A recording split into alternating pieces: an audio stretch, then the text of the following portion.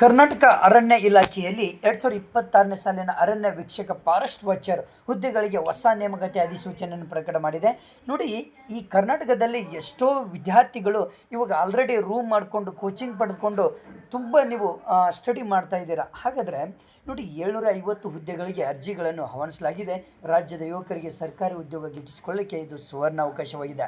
ಬನ್ನಿ ಹಾಗಾದರೆ ನೋಡ್ತಾ ಹೋಗೋಣ. ಇವಾಗ ಯಾವ ರೀತಿ ಅಪ್ಲಿಕೇಶನ್ ಹಾಕಬೇಕು, ಯಾವ ರೀತಿ ಆಯ್ಕೆ ನಡೀತದೆ, ಎಷ್ಟು ಎಕ್ಸಾಮ್ ಇರುತ್ತೆ, ಫಿಸಿಕಲ್ ಹೇಗಿರುತ್ತೆ, ಸಂಪೂರ್ಣವಾದಂಥ ಮಾಹಿತಿಯನ್ನು ಇಲ್ಲಿ ಕೊಡ್ತಾ ಹೋಗ್ತೇನೆ. ಬನ್ನಿ ನೋಡಿ, ಈ ನೇಮಕಾತಿಯು ಯಾವುದೇ ಲಿಖಿತ ಪರೀಕ್ಷೆ ಇಲ್ಲದೆ SLC ಅಂಕಗಳ ಆಧಾರದ ಮೇಲೆ ನೇರ ಆಯ್ಕೆ ಪ್ರಕ್ರಿಯೆ ಒಳಗೊಂಡಿದೆ. ಬನ್ನಿ, ವಿದ್ಯಾರ್ಹತೆ ಏನಾಗಿರಬೇಕು? ಅಭ್ಯರ್ಥಿಗಳೇ, ಕರ್ನಾಟಕ ಪ್ರೌಢ ಶಿಕ್ಷಣ ಪರೀಕ್ಷಾ ಮಂಡಳಿ ನಡೆಸುವಂತಹ SSLC ಪರೀಕ್ಷೆಯಲ್ಲಿ ಉತ್ತೀರ್ಣರಾದರೆ ಸಾಕು. ICSE, CBSE, NIOS ವತಿಯಿಂದಲೂ ಕೂಡ 10ನೇ ತರಗತಿ ಪರೀಕ್ಷೆಯಲ್ಲಿ ಉತ್ತೀರ್ಣರಾದರೆ ಸಾಕು. ಈ ಒಂದು ಜಾಬಿಗೆ ನೀವು ಅಪ್ಲಿಕೇಶನ್ ಹಾಕ್ಬೋದು. ಅರ್ಜಿ ಸಲ್ಲಿಸಲಿಕ್ಕೆ ನೀತಿ ಪರಿಷದ ಕೊನೆ ದಿನಾಂಕ. ಪರೀಕ್ಷೆ ಬರೆದು ಫಲಿತಾಂಶಕ್ಕಾಗಿ ಕಾಯುತ್ತಿರುವ ಅಭ್ಯರ್ಥಿಗಳು ಅರ್ಹರಾಗಿರುವುದಿಲ್ಲ, ನೆನಪಿಟ್ಕೊಳ್ಳಿ. ಆಯ್ಕೆ ಪ್ರಕ್ರಿಯೆ ಹೇಗಿರುತ್ತೆ ಅಂದರೆ, ಆಯ್ಕೆ ಪ್ರಕ್ರಿಯೆ ಪ್ರಮುಖವಾಗಿ 3 ಹಂತಗಳನ್ನು ಒಳಗೊಂಡಿದೆ.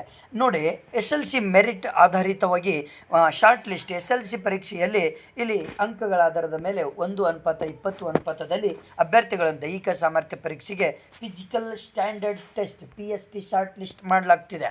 ಹಾಗೆ ದೈಹಿಕ ಮತ್ತು ವೈದ್ಯಕೀಯ ಪರೀಕ್ಷೆಗಳು ಇಲ್ಲಿ ಶಾರ್ಟ್ ಲಿಸ್ಟ್ ಆದ ಅಭ್ಯರ್ಥಿಗಳಿಗೆ ದೈಹಿಕ ಸಾಮರ್ಥ್ಯ ಪರೀಕ್ಷೆ PST, ದೈಹಿಕ ಸಹಿಷ್ಣುತೆ ಪರೀಕ್ಷೆ PET ವೈದ್ಯಕೀಯ ಪರೀಕ್ಷೆ ನಡೆಸಲಾಗ್ತದೆ. ನೋಡಿ, ಅಂತಿಮ ಆಯ್ಕೆ ಹೇಗಿರುತ್ತೆ ಅಂದರೆ, ದೈಹಿಕ ಮತ್ತು ವೈದ್ಯಕೀಯ ಪರೀಕ್ಷೆಗಳಲ್ಲಿ ಅರ್ಹತೆ ಪಡೆದಂತಹ ಅಭ್ಯರ್ಥಿಗಳ SLC ಅಂಕಗಳ ಒಂದು ಆಧಾರದ ಮೇಲೆ ಅಂತಿಮ ಮೆರಿಟ್ ಪಟ್ಟಿಯನ್ನು ಸಿದ್ಧಪಡಿಸಿ ನೇಮಕಾತಿ ಆದೇಶ ನೀಡಲಾಗುತ್ತೆ. ಮೂಲ ದಾಖಲಾತಿ ಕೂಡ ಪರಿಶೀಲನೆ ಆಗುತ್ತೆ. ಇದು ಭಾಳ ಇಂಪಾರ್ಟೆಂಟ್. ನೆಕ್ಸ್ಟು ನೋಡಿ, ದೈಹಿಕ ಮಾನದಂಡಗಳು ಹೇಗಿರ್ತವೆ, ನೀವು ಫಿಸಿಕಲ್ ಪಾಸ್ ಆಗಬೇಕಂದ್ರೆ ಏನೆಲ್ಲ ಮಾನದಂಡಗಳು ಇರ್ತದೆ ಅನ್ನೋದು ನೋಡೋಣ. ನೋಡಿ, ಕನಿಷ್ಠ ಎತ್ತರ 163 ಸೆಂಟಿಮೀಟರ್ ಇದೆ, ಸುತ್ತಳತೆ 79 ಸೆಂಟಿಮೀಟರ್ ಆಗಿರಬೇಕು ಮತ್ತು ಕನಿಷ್ಠ 5 ಸೆಂಟಿಮೀಟರ್ ಹಿಗ್ಗುವಿಕೆ ಇರಬೇಕಾಗುತ್ತೆ. ಬುಡಕಟ್ಟು ಪುರುಷರಿಗೆ 152 ಸೆಂಟಿಮೀಟರ್ ಇದೆ, ಸುತ್ತಳತೆ 74 ಸೆಂಟಿಮೀಟರ್ ಹಾಗೂ 5 ಸೆಂಟಿಮೀಟರ್ ಹಿಗ್ಗುವಿಕೆ ಇರಬೇಕಾಗುತ್ತೆ.